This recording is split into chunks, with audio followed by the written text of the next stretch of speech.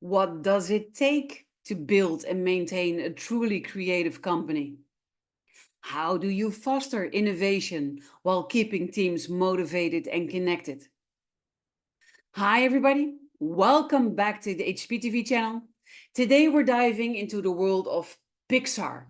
Yes, the creators of some of your all time favorite animated films like Toy Story, Finding Nemo, The Incredibles, and Wall-E. But we're not just here to talk about movies. We're talking about Creativity Inc., a management book by Ed Catmull, the co-founder and longtime president of Pixar. In this book, Catmull takes us behind the scenes of Pixar's creative culture and shares the leadership principles that made Pixar a powerhouse in the animation industry. Today, we'll be breaking down the key lessons from Creativity Inc., lessons that not only apply to filmmakers, but to anyone looking to lead with creativity. So let's dive right in. To understand Pixar's success, we need to start with Ed Catmull's dream. As a young PhD student, Catmull had one big ambition: to make the first computer animated movie. This was long before CGI was mainstream, and his dream seemed nearly impossible. But instead of giving up, he forged ahead, partnering with George Lucas and eventually founding Pixar with Steve Jobs and John Lasseter in 1986. 9 years later, Pixar released Toy Story, the world's first fully computer animated feature film, and the rest is history. What made Pixar's journey so special wasn't just its technological breakthroughs, but the creative environment that Catmull and his team built. This is the focus of Creativity Inc., a deep exploration of the philosophies and management techniques that turned Pixar into a creative titan.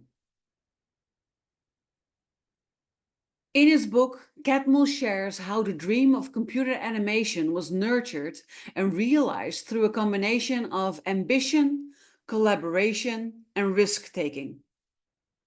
But that was just the beginning. So let's go into the principles that made Pixar a success. One of the core messages of Creativity Inc. is that great ideas alone aren't enough. You need a great team to bring those ideas to life. And Ed highlights one of his key philosophies: give a good idea to a mediocre team and they will screw it up. But give a mediocre idea to a great team and they'll either fix it or come up with something even better. So, what does this mean?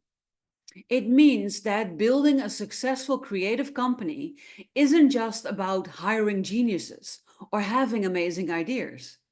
It's about creating an environment where collaboration, trust, and risk taking are part of the daily process. And Picture's culture is designed to protect the creative process and to support its people. And here are some of the standout principles that Ed shares with us in his book. It's not the manager's job to prevent risks, it's to make it safe for others to take them. Because creativity requires risk, and failure is part of that journey. And leaders should encourage experimentation, not penalize mistakes. The second is the cost of preventing errors is often greater than the cost of fixing them. So trying to avoid every mistake stifles innovation. Instead, accept that errors will happen and focus on fixing them quickly when they do. The last is that everyone should be able to talk to anyone. A company's communication structure shouldn't mirror its organizational hierarchy. Open dialogue across all levels of the company because that fuels better ideas and better solutions. These principles are part of what makes Pixar such a unique and successful company. Rather than micromanaging or stifling creativity, Ed's leadership's approach is about creating an atmosphere where people feel safe to take risks, to make mistakes, and to innovate freely. Another big takeaway from Creativity Inc. is that maintaining a creative environment is an ongoing job. It's not something that you set and forget. And Ed believes that the creative process needs constant protection, especially in a high pressure environment like Pixar. He shares how, over the years, they developed a unique feedback process at Pixar called the Brain Trust. And the Brain Trust is a group of trusted, experienced storytellers at Pixar who gather to give notes on movies in process. But here's the key: there's no hierarchy in these meetings. The goal isn't to tear down someone's work, but to offer constructive feedback in a way that helps the director to solve problems, not overwhelm them with orders. And this really keeps the creative energy flowing, and it ensures that no one feels like their vision is being compromised. By allowing ideas to be shaped and improved in this collaborative environment, Pixar has been able to consistently produce films that resonate emotionally and creatively with audiences around the world. And this really is amazing. So Ed's lessons really go beyond Pixar and animation because they apply to anyone leading teams or fostering creativity or building a company culture. One of the standout messages in Creativity Inc. is the importance of mindfulness in leadership.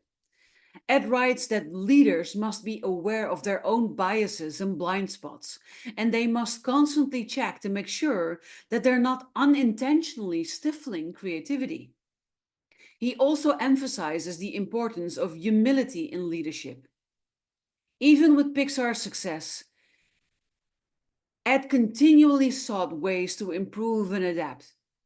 He didn't assume that success was guaranteed just because Pixar was at the top.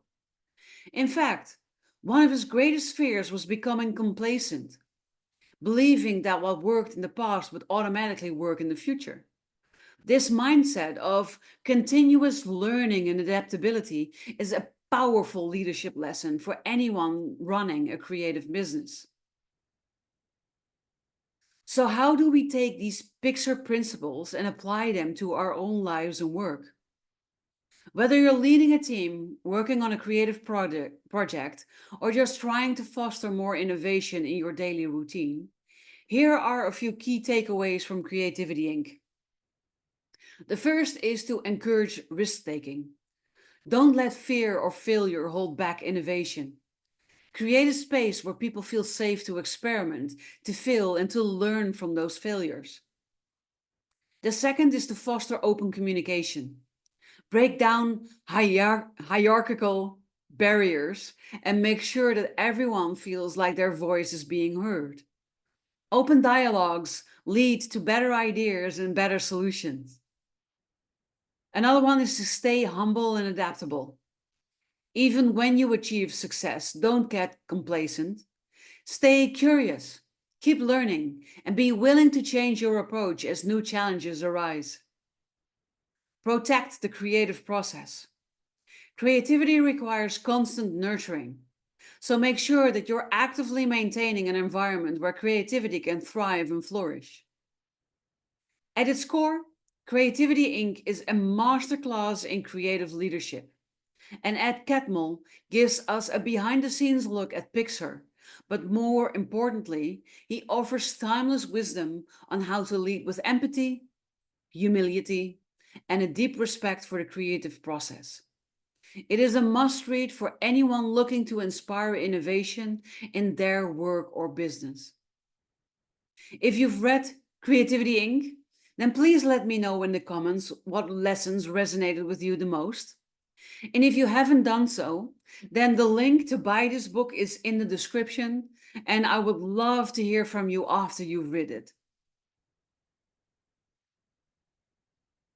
So, in short, I highly recommend grabbing a copy of this book, whether you're in a creative field or not, because this book will change the way that you think about leadership, about creativity, and about how you lead with empathy.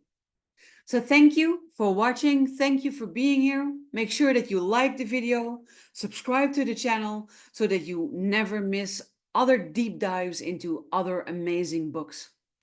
I hope to see you in the next video and I wish you an amazing day today.